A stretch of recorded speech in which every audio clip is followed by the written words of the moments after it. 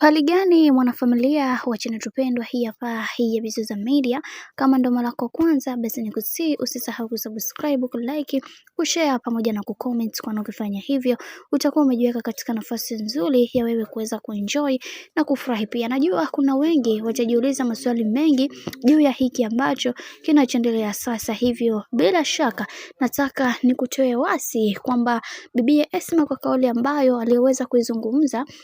wakati anaojiwa mashamshamu, watu wengi wameshindwa namna ya kuweza kumuelewa, na wengi wakasema kwamba huenda kuna kitu ambacho anachokifanya kwa upande wake anaona yuko sawa wakati ameweza kuzingua. Na pia tumeweza kuona ndugu jamaa na marafiki kwa upande wake waliweza kuzungumza mengi wakisema kwamba kiukweli Esma Platinum kwa hiki ambacho alichoweza kukifanya, hata sisi wenyewe hatumsapoti kwa namna yoyote ile, kwa sababu tunajua namna ambavyo bibi Zuchu alivyoweza kupambana na kuhakikisha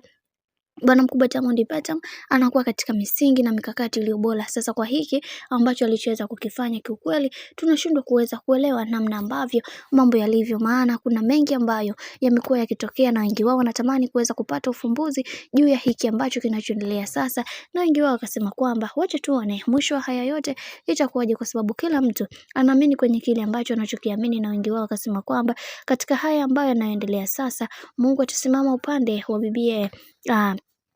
Zuchu kuweza kuhakikisha anapata amani na furaha, kwa sababu kila mtu amekuwa akimdhihaki na kumtupia maneno machafu ambayo hayastahili, jambo ambalo limewafanya watu wengi waweze kuumizwa, na wengi wao wakasema kwamba kiukweli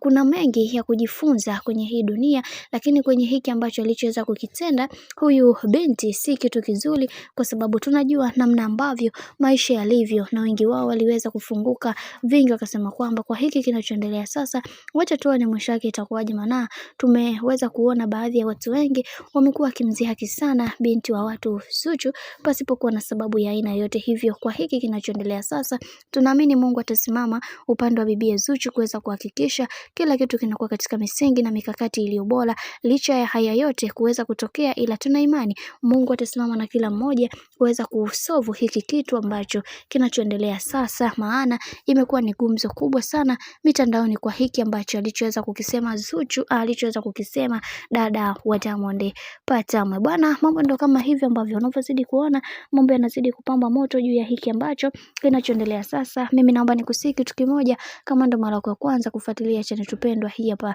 hii Bizoza Media, basi nikusihi usisahau kusubscribe, kulike, kushare pamoja na kucomment, kwani ukifanya hivyo utakuwa umejiweka katika nafasi nzuri ya wewe kuweza kuenjoy na kufurahi pia katika channel tupendwa hii hapa hii Bizoza Media. Mimi sina la ziada, wacha nikutakie siku njema na kazi njema.